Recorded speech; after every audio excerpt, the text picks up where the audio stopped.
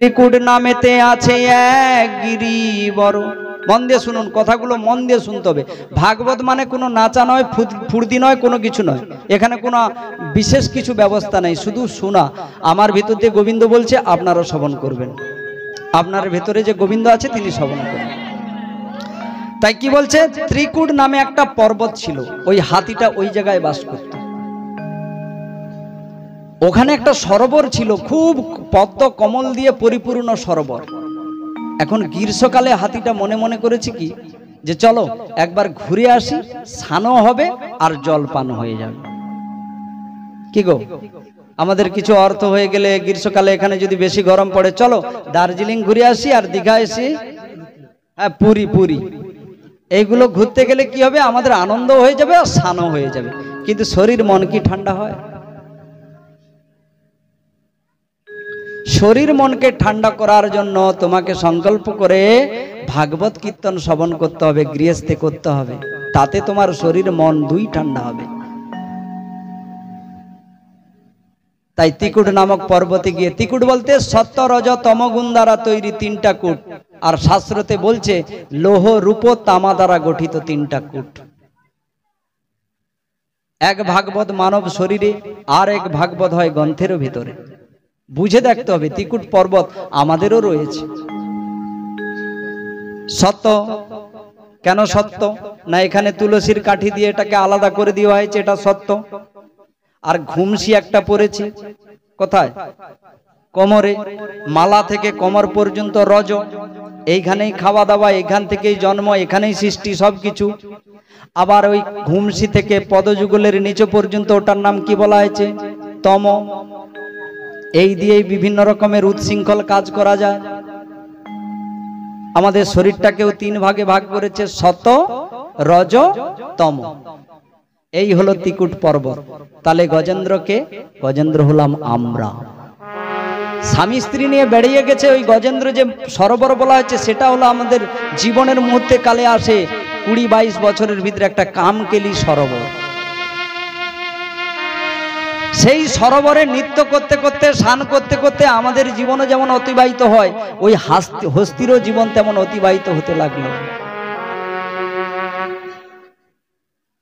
আর মাগো, যখন দেখবেন আপনি সংসারের ভিতর খুব ঘুলে মুলে মেতে আছেন, তারপরেই তোমার ভাটা আসবে। সেটা কি বলতো, হঠাৎ চুলটা বেশ সুন্দর করে কাটিং করছিলাম, গোদরেজ লাগিয়েছিলাম, দেখলাম কানগুড়ির পাশে দুটো, আরে যত চাপা দেই তত খালি ঠেলে দেয়। কেন?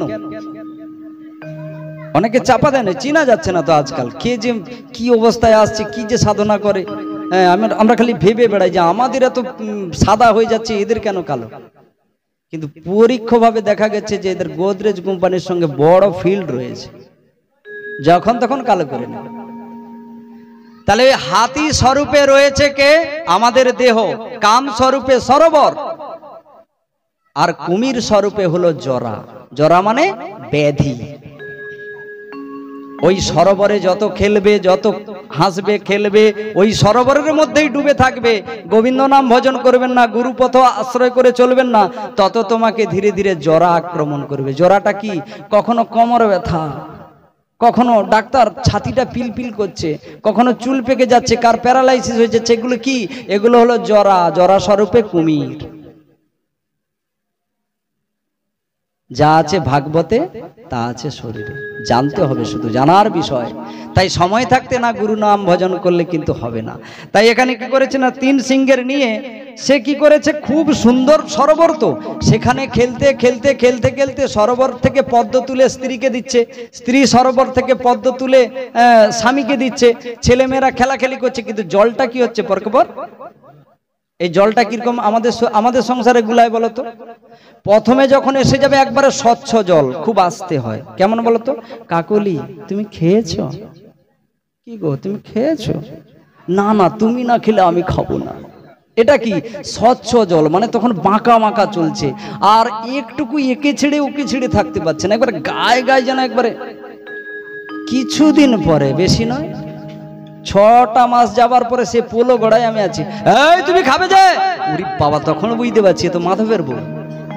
আরে এই কদিন আগে তো বলে হ্যাঁ ভলিউম বেড়ে গেছে, এইরকমই সরোবর। ওই প্রথমে নেমে গিয়ে কাকলি কুকুলি এইসব চলে, তারপরে ধীরে ধীরে যখন ঘোলা হতে থাকে আর ভালো লাগে না, তখন যেমন ছিল তেমন হয়ে যায়। সরে ঘুমা, মুখে খৈনি খাই, কি গন্ধ, সরে শু। কি প্রথমে তো গায়ে অমন হয়নি। সেই ঘোলার কথা বলা হয়েছে। ওই সরোবরের ভিতরে পড়ে মানুষ হাহাকার ফেলে কাঁদছে। ওই সরোবর থেকে বেরিয়ে যাওয়ার রাস্তাও আছে, যা গুরুচরণ আশ্রয় করে মানুষ পারে। শাস্ত্র শুধু কি বই পড়ে যাব বাস মুখস্থ বিদ্যা হয়ে গেল, ওই দিয়ে আমরা বুঝে নিলাম না। এই সংসার রূপী সরোবর থেকে যদি বাঁচতে হয়, তোমাকে গুরুচরণ আশ্রয় করতে হবে। নালে ওই যে জরারূপী যে কুমির তোমাদের ধীরে ধীরে করে টেনে নিয়ে যে মৃত্যু কবলে নিয়ে যাবে। জন্ম কেন হয়েছি, কেন বা এলাম, কি আমার কর্তব্য, কোনো বুঝতে পারবেন না। আমাদেরকে পৃথিবী ছেড়ে চলে যেতে হবে। তাই শাস্ত্র বলছে তুমি এক কাজ করো, কৃষ্ণ নাম করো, হরি নাম করো, নালে তোমার গতি নাই। তাই মহাপ্রভু 1407 শতকে সচী মায়ের কোল আলো করে এলেন। আর নিয়ে এলেন কি জানো? এরা তো বুঝবে না, এরা তো যাবে না ভাগবতে, এরা তো যাবে না কীর্তনে। এদেরকে একটা সজা করে শুধু এমন একটা ব্যবস্থা করে দেব, সেই ব্যবস্থাতেই ইনারা ওইটা পর্যন্ত সংবিধান করতে পারবে। হ্যাঁ, হরি নামে যা তত্ত্ব সাধন যোগ যা কিছু গুরুদেবের কাছে আগে আগে যারা তপস্যা করতো, যোগ যোগিয়ে সব ওই হরি নামের ভেতরে রেখেছে আমার মহাপ্রভু। শুধু গাইতে হবে। আর আমরা কি করি? ওইটা বাদ দিয়ে আর সব গয়া কাশী তীর্থস্থান যেদিকেও ঘুরে নেব, কিন্তু ঘরে বসে হরিনাম করার কথা বললে তুমি কি পাগল হয়ে গেছো? কিছুদিন পরে আমাকে বলবে মাতাজি, তোমাকে বলবে বাবা, বাবাজি। তাহলে এ করলে তো হবে না। তাই মধুর ভাবে হরিনামটা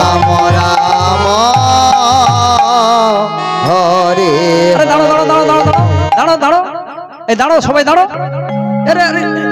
টেনে নিয়ে যাচ্ছে কে? আরে কে টেনে নিয়ে যাচ্ছে? আরে দেখো না, আমার পা ধরে কে টেনে নিয়ে যাচ্ছে। ওই দেখো, ওই কালোটা আমাকে ছেঁকা দিচ্ছে। মা গো, এটা আমরা জম যাতনার কথা বলছি। বুড়ির যে এক কোণে মশারি টেনে ঘুমিয়ে আছে, রাতের বেলা এমন করছে, ওই ধর পা ধরে কে ছেঁকা দিল রে। এর কে বলতো? কে আমাকে টানাটানি করে? বুঝতে পারলে না কে টানাটানি করছে? সারা জীবন তো কৃষ্ণ কথা মুখে বললে না। জমের কি টাইম নেই? সে মাঝে মধ্যে চিঠি পাঠিয়ে তোমাকে টেনে টেনে টেনে, সেই রকম আজ ওই হাতিকে সরোবর থেকে টেনে টেনে নিয়ে যাচ্ছে। আর হাতি তখন বলছে ছাড়ো ছাড়ো ছাড়ো। হাতির বল উপরে, কিন্তু কুমিরের বল জলে। তাই কুমির যখন জোরে টেনে নিয়ে যাচ্ছে তখন বলছে আরে গজিনী, আরে গজিনী, মানে স্ত্রীকে ডাকছে, আয় আয় আয় আয়, আমাকে কে ধরেছে, আমাকে কে ধরেছে, টেনে নিয়ে যাচ্ছে। সবাই মিলে চেষ্টা করলো, কিন্তু হলো না। এবার জীব তত্ত্বের ভিতরে আসি। তত্ত্বটা কি? যখন আমাদের শুনে নিবে সংসারের মানুষ যে ব্লাড ক্যান্সার হয়ে গেছে, ব্রেন হ্যাঙ্গারেজ হয়ে গেছে, হাড়ে পোলিও এসে গেছে, এই সব রোগের কথা শুনলে আপনারও স্ত্রী ছেলেরা আপনাকে অনেক করে অনেক বড় বড় জায়গায় দেখাবে, কিন্তু না পারলে হাল তুলে দেবে। ভাগবত শুনিয়ে দাও, যেই কদিন বাঁচে বাঁচবে নাকি গো? সেই রকম কুমিরেরা অনেক টানাটানি করলো সারাদিন, কিন্তু ওইদিকে পশ্চিমের সূর্য সে তো দাঁড়াবে না। সে কি কারোর কথায় দাঁড়ায়?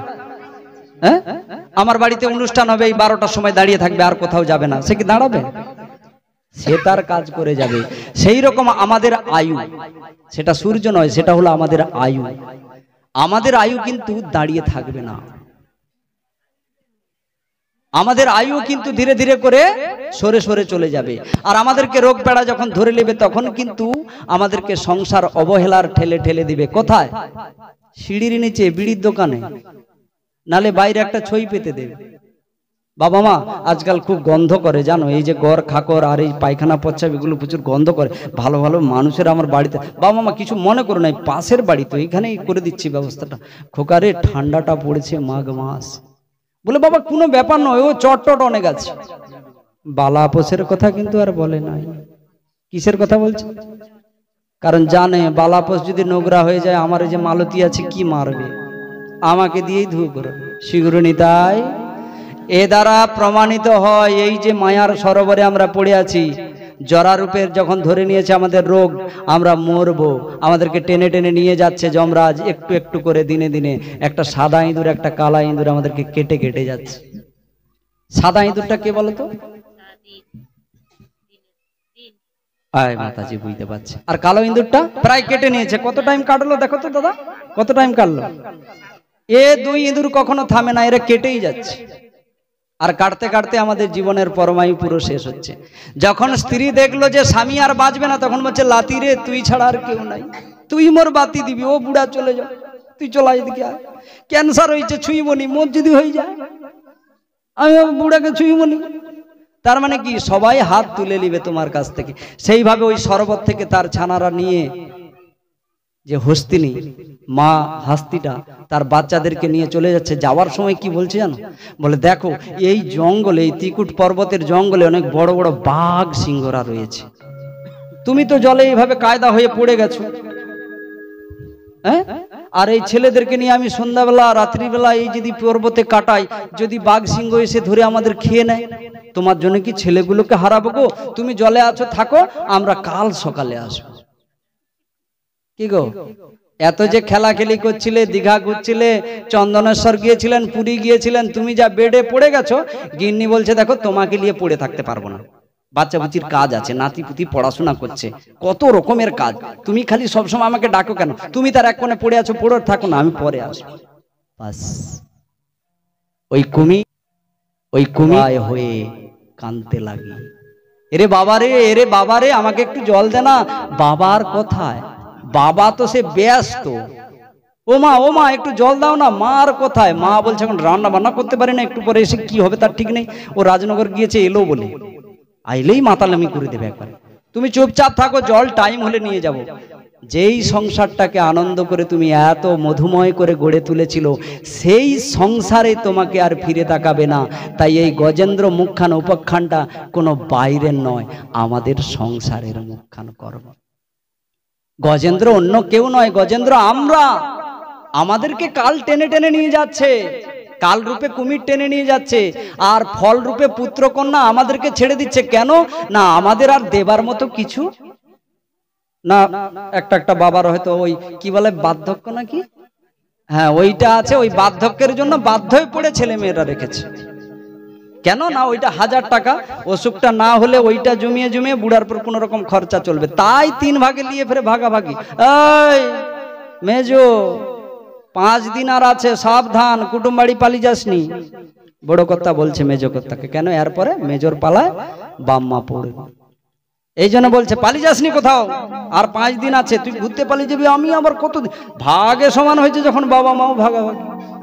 শিগুরুনি তাই গৌর বিমান, তাই জীর্ণ শীর্ণ কলেবর তার বিষাদ ব্যাকুল, তার হইল অন্তর আকুল হইয়া পরে কি করে চিরন্তর, বহুদিনে অনাহারে করিনু যাপন, খেতে খেতে আর তোমাকে খেতে দেবে না টাইমে, ব্যাকুল হয়ে যাবে। যে শরীরটা গোলগাল করে আজকাল ঘুরছো না, মাঝে মধ্যে খালি বালিশ খোলাটাকে লেপে যাচ্ছ, ওটা গলে পুড়ে ছাই হয়ে যাবে, ওটা পাতলা হয়ে যাবে, চিমড়ে যাবে, তখন তুমি ভাববে যে কি হলো।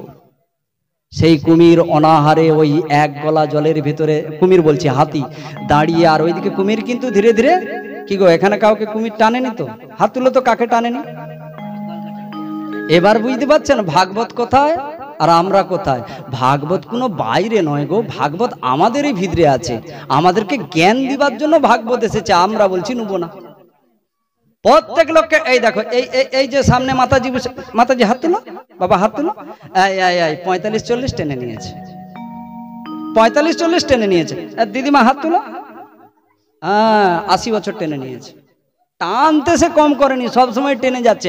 আজ যে জন্ম হলো, কাল তার 2 দিন 1 দিন টানা হয়ে গেছে। আর টানতে টানতে শেষ পর্যন্ত কোথায় নিয়ে যায় বলো তো? বলে রাস্তাটা কমিয়ে দিতে হয়, বাঁশঝাড় যেতে হবে, অনেক দূর রাস্তা, প্রথমে সিঁড়ি, তারপরে দুয়ার গড়া, তারপরে একটু আগিয়ে দেয় ছেলে মেয়েরা যাতে তাড়াতাড়ি যেতে পারে। কিন্তু অসহায় যখন মানুষ পড়ে, দেবতা কেন, মানব কেন, কিন্নর কেন, সবাই বলে ওঠে কি জানো, কোথা নারায়ণ আমার শ্রীমধুসূদন, দেখা দাও দেখা দাও চক্রধারী, কোথা নারায়ণ শ্রীমধুসূদন মধুসূদন দেখা দাও দেখা দাও চক্রধারী কোথা নারায়ণ হে মধুসূদন দেখা দাও চক্রধারী আহা কোথা নারায়ণ শ্রী মধুসূদন দেখা দাও চক্রধারী নারায়ণ। পৃথিবীতে যখন মানুষ সংকটে পড়ে একমাত্র নারায়ণ ছাড়া কেউ তাদের গতি করতে পারে না। যখন তুমি বালিশ বিছানা নিয়ে তোমাকে আলাদা করে দেবে, তোমাকে একটা ছিঁড়া তালয়ের ভেতর আরামসে তোমাকে বাইরে করে দেবে ঘর সংসার, সেই দিন তোমার এই কৃষ্ণ বিষ্ণু কৃষ্ণ নারায়ণ গৌরাঙ্গ মহাপ্রভু সবার কথা মনে পড়বে। আজ পড়বে না কেন? না তুমি রঙ্গরসে মেতে আছো। রঙ্গরসে মেতে থাকার সময় ওই হাতির যেমন মনে ছিল না, আমাদেরও তেমন মনে থাকে না। কিন্তু কখন মনে হবে? যখন সংসার তোমায় ছেড়ে দেবে। কিন্তু দেখো সবাই ছেড়ে গেলে কিন্তু একজন তোমাকে ছাড়ে না। সে কে বলতো? প্রাণ গোবিন্দ আমার। এই প্রাণটার ভিতরে নিঃশ্বাস রূপে তিনি যাচ্ছে আর আসছে। তুমি জীবিত আছো। তোমার যত আত্মীয় স্বজন আছে সবাই তোমার থেকে কিছু স্বার্থ চায়। স্বার্থটা না পেলে তোমাকে দূরে ঠেলে দেয়। কিন্তু আমার গোবিন্দ তোমার থেকে কিচ্ছু চায় না। শুধু চায় কি জানো? তুই তো আমারই সন্তান, পথ ভুলে চলে এসেছিস, আবার পথে ফিরে যাবি, আয় চলে আয়, কেন ঘোরাঘুরি করছিস, চলে আয়। তাই বিষ্ণু নারায়ণ আর দেরি করলো না। গরুর গরুর গরুর তুমি কোথায় আছো? তাড়াতাড়ি চলে আসো, আমার একজন ভক্ত ডাকছে, সেই ভক্তের কাছে আমাকে যেতে হবে। বলে ভক্ত ডাকছে? ও তো ভক্ত নয়, ও তো হাতি। বলে হাতি হলেও ভক্ত। বলে সে কি? হাতি কি করে তোমার ভক্ত?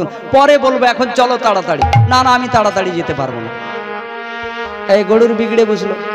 তোমার সব সময় তাড়াতাড়ি, কোথায় ভক্ত বিপদে পড়েছে তাড়াতাড়ি তাড়াতাড়ি, তুমি পারো তো যাও। তখন বিষ্ণু নারায়ণ বলছে, আমি যদি তোমার থেকে নেমে যাই তুমি আসতে পারবে তো? তখন বলছে, কেন পারবো না, তুমি নামো, আমি দেখি কেমন যেতে পারি কিনা। এই বলে বিষ্ণু নারায়ণ গরুরের পিঠ থেকে যা নেমে গেল, গরুর চুপচাপ ডানা মেলে ঘুমিয়ে গেল। সেই রকম মাগো এই দেহরূপী গরুরের ভিতরে বিষ্ণুরূপী নারায়ণ বসে আছে, তার জন্য আমরা উড়ছি, খেলছি, চলছি। তাই তখন গরুর মনে মনে ভাবলো, প্রভু আমার ভুল হয়েছে, আমি বিরাট ভুল করে ফেলেছি। আমি জানি তুমি ছাড়া আমার দেহ থেকে প্রাণ থাকে না, এ কথাটা আমি ভুলে গিয়েছি। চলো চলো চলো। দৌড়তে দৌড়তে যখন আসছে